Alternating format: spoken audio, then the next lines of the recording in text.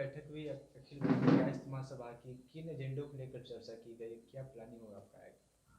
Actually हम लोग अखिल भारतीय कायस्थ महासभा के बारे में, जैसा कि आपको जानकारी है कि ये 134 साल पुरानी संस्था है और इस संस्था का जो पूर्व इतिहास बहुत ही शानदार और मजबूत रहा है। हमारे देश के प्रथम राष्ट्रपति डॉक्टर राजेंद्र प्रसाद कभी इसके अध्यक्ष हुआ करते थे, राष्ट्रीय अध्यक्ष। और आज के दिन में हम लोग इस प्रकार से कायस्थ समाज को हाशिए पर जिस हिसाब से रखा जा रहा है और इसमें लोगों की ये दलील दी जा रही है लोगों के द्वारा कि इनका संख्यागत ढांचा जो है बहुत छोटा है। तो हम लोग बैठे हैं कि हमारे जो सदस्य सुदूर देहात तक फैले हुए हैं उनके लिए संगठन को मजबूत करें और इससे लोगों को पता चले कि हमारी संख्या कितनी है। ये बुद्धिजीवी समाज हर क्षेत्र में, चाहे वो आज़ादी का स्वतंत्रता का आंदोलन रहा हो या देश के विकास की बात हुई हो या जिस किसी भी मुद्दे पर जब हम बात करते हैं तो इस समाज का देन देश के लिए बहुत ही ऊंचा रहा है और ये अप्रतिम रहा है। तो उस विषय में हम लोग बात यही कर रहे हैं। हम लोग ने निर्णय लिया है कि संगठन को मजबूत करेंगे और एक हम लोग इसके बारे में भी सोच रहे हैं कि विजन 2050 हम अखिल भारतीय कायस्थ महासभा का अगले 30 सालों का एक विजन डॉक्यूमेंट तैयार करेंगे जिस पर हम प्रत्येक सेक्टर में, वो शिक्षा का क्षेत्र हो, रोजगार का क्षेत्र हो, नारी सशक्तिकरण का हो, युवा संभाग हो, कला संस्कृति हो, तो हर क्षेत्र में हम लोग का एक कार्यक्रम होगा जिसका हम लोग वर्क प्लान बनाएंगे, उसका माइलस्टोन डिसाइड करेंगे और उसका कैसे कार्यक्रम को कार्यान्वित किया जाएगा उसके करते हुए उसका अनुश्रवण भी करेंगे। तो इस पर भी हम लोग डिस्कस कर रहे हैं और इसको एक असली जामा पहनाएंगे और ताकि अगले 30 सालों में अखिल भारतीय कायस्थ महासभा का रूप जो होगा वो तो निखरेगा ही, लेकिन इसका इंटरमीडिएट रिजल्ट भी हमको मिलेगा, चाहे अगला चुनाव हो, स्टेट का हो या सेंट्रल का हो, सब में इसका रिजल्ट देखने को मिलेगा। सर, इससे पहले भी कई राजनीतिक गठन बैठी हुई है, कई ऐसे राजनीतिक दल अभी भी काम कर रहा है, मगर कुछ समय बाद कुछ फूट हो जाने की वजह से वो लोग कुछ आगे तक नहीं चल पा रहे हैं। क्या गारंटी है कि सर आप लोग आगे चलिएगा? क्योंकि वादे तो बहुत ज़्यादा होता है। नीतीश कुमार ने भी बहुत सारे ऐसे वादे किए थे, वो चल नहीं पा रहे हैं, धरातल पर नहीं दिख रहा है।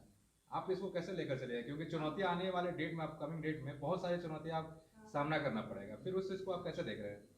आप एक बात को आप ध्यान से देखिए तो आपको पता चलेगा कि जितनी भी लोग सोच विचार करते हैं, योजना बनाते हैं, प्लान करते हैं, ये हमारे इंजीनियरिंग में एक टर्म है मैकेनिकल एफिशिएंसी।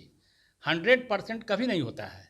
यदि 60% भी हम अचीव करते हैं, 70% भी गोल अचीव करते हैं तो उसको व्यावहारिक रूप से 100% हम मानते हैं। जहाँ पर विचार का मतभेद होना लाजमी है। जब 10 बुद्धिजीवी बैठेंगे तो सब एक तरह सोचेंगे, ऐसी संभावना नहीं है। तो वो रहेगा। ये जनतंत्र की ये खूबियां हैं जिसमें आदमी के विचारों में परिवर्तन होगा, लेकिन रिजल्ट जब फोकस करेंगे हम, मेरा लक्ष्य कहीं निर्धारित होगा तो हम उसको भी अचीव करेंगे। और ये क्योंकि हमारे भीतर यदि इसकी जिज्ञासा है, मेरा गोल है, मेरा लक्ष्य है, तो उसकी प्राप्ति जरूरी होगी। और जहाँ तक लोगों के विचारों के मत परिवर्तन की बात है तो ये तो होता रहेगा, जनतंत्र में चलेगा भी। लेकिन आप ये भी देखिएगा कि देश आज से 20 साल पहले जहाँ था आज उससे आगे बढ़ा है और अगले 20 साल में और आगे बढ़ेगा। तो ये विभिन्नता आएगी, लेकिन फिर भी हम गोल को प्राप्त करेंगे। अखिल भारतीय कायस्थ महासभा की बैठक है, क्या मांग करते, कितनी हिस्सेदारी आप लोग, चाहे कि हिस्सेदारी की बात की जा रही है 2025 विधानसभा चुनाव के लिए? पहले तो मैं आपको आज की मीटिंग के बारे में बताना चाहूँगी। हमारे नए पदाधिकारी जिनका अपॉइंटमेंट हुआ है हमारे तरफ से, उन सबों को बुलाया गया है यहाँ पर। हम एक होकर विचार कर रहे हैं कि 2025 में हमारी क्या रणनीति होगी। जैसा कि अब सभी जान रहे हैं कि किस तरह से कायस्थों को हाशिए पर रखा गया है, जिस तरह से हमारी भागीदारी है, जितनी हमारी जनसंख्या है उसके अनुसार हमें उसका हिस्सा नहीं मिला है। इसलिए हम सब एकजुट होकर सरकार को ये मानने के लिए बाध्य करेंगे और बाध्य करना, हम किसी हिंसा का सहारा नहीं लेंगे। हम ऐसा काम करेंगे, हमारी ऐसी रणनीति होगी, हमारी ऐसी योजना है कि सभी जितनी भी विभिन्न दलों के जो उच्च पद पे हैं वो हमारी सुनेंगे ही, और इसीलिए हमारी ये मीटिंग बुलाई गई है। इसीलिए हम ये इस तरह के कार्यक्रम, और हमारी योजना है कि किस तरह से क्या किया जाए कि वो हमारे और आकर्षित हों। जैसा कि हम सब चित्रगुप्त के वंशज हैं, चित्रगुप्त हमारे आराध्य देव हैं, तो वो विश्व के प्रथम न्यायाधीश हैं। तो हम सभी कायस्थ के हृदय में न्याय बसता है। ये तो आप सभी जानते हैं कि हम लोग सबसे एजुकेटेड, हमारे यहाँ एजुकेशन में कोई कमी नहीं है, हम हर तरह से आगे हैं। तो हम डिज़र्व करते हैं बेस्ट, क्योंकि हम ही समाज का कल्याण करते हैं, कल्याण करना चाहते हैं और न्याय करना चाहते हैं, इसलिए हम डिज़र्व करते हैं। इसलिए हम चाह रहे हैं कि हम सभी एक हों और बाध्य करें हमें राजनीतिक दलों को कि हमारी उचित भागीदारी रहे, हमें उचित सभी दलों में टिकट मिले और हमारी भागीदारी रहे। एक अहम सवाल है मैम, बिहार में जिस तरह से, क्योंकि आप लोग स्टार्टिंग बिहार से कर रही हैं, और बिहार की मानसिकता की अगर बात की जाए, लोगों की बात की जाए, तो अभी भी यहाँ के लोगों की मानसिकता में एक चीज़ बैठी हुई है कि महिला को आगे नहीं रखना है। और आप एक महिला हैं और आप इस संगठन में काफ़ी बढ़ चढ़ कर हिस्सा ले रही हैं। आपके आगे बहुत सारी बड़ी चुनौती आ रही है, क्योंकि जाहिर सी बात है कि आप काशी महासभा को लेकर चल रही हैं, तो महिलाओं को लेकर भी चलिएगा। बिल्कुल। उन महिलाओं को कैसे आप डाइवर्ट करेंगी अपने तरफ आने के लिए? घर बैठे महिलाओं को कैसे आप लाएंगी बाहर? देखिए, सर्वप्रथम मैं आपको ये बताना चाहूँगी, अन्य जाति की तरह हमारे यहाँ महिलाओं को कुछ केसेस को छोड़कर हमारे यहाँ महिलाएं बहुत शिक्षित हैं। हमारे यहाँ महिलाओं की उपेक्षा नहीं होती है।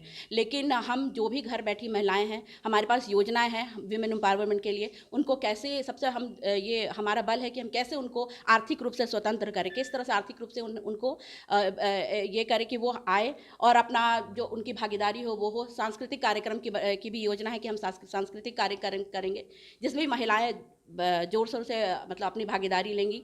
तो इस तरह से हमारी काफ़ी योजनाएं, हमारे अध्यक्ष जी ने बताया कि महिलाएं एम्पावरमेंट के लिए भी हम लोग, जैसे सरकार की तरफ से महिलाओं को लोन दिया जा रहा है, महिलाओं को अलग से एंटरप्रेन्योर बनाने के लिए प्रोत्साहित किया जा रहा है। तो हम सभी इसके लिए वर्कशॉप करेंगे, विशेष रूप से महिलाओं को ये जानकारी देंगे कि किस तरह से सरकार उनको विभिन्न लाभ दे रही है, उनका लाभ उठाएं। तो इस तरह की हमारी योजना है। और ये जो योजना रहेगी, जैसे कि शहरी क्षेत्र से हम लोग बिलोंग करते हैं, तो आपका ये जो कार्यक्रम रहेगा ये ग्रामीण क्षेत्रों में भी रहेगा? बिल्कुल बिल्कुल। हमने जो आज मीटिंग, हमारी ये जो मीटिंग हुई है, इसमें हम लोगों ने पूरे 38 के 38 जिला हमारी गठन होगी। अभी 21 जिला है। हम लोग पूरी कोशिश करेंगे कि इस साल हमारे 38 जिला बन जाए। जिला के अलावा हम पंचायत स्तर तक जाएंगे, वहाँ के भी महिलाओं को जोड़ेंगे, उनको किस तरह से एम्पावर किया जाए, इसकी भी योजना हमारे पास बनी हुई है। कुछ शब्दों में अगर बिहार के लोगों को संबोधित करना होगा, अपने महाकाशी सभा में बुलाना होगा, तो क्या बोलेंगे? हम कलम से बहुत धनी हैं, लेकिन हम तलवार उठाना भी जानते हैं। अपने अधिकार को मानने के लिए हमारे पास सब कुछ मौजूद है, हम हर तरह से सक्षम हैं। बस हमें आगे आने की ज़रूरत है। दुनिया को दिखा देंगे कि हमारे पास कलम और तलवार दोनों की ताकत है।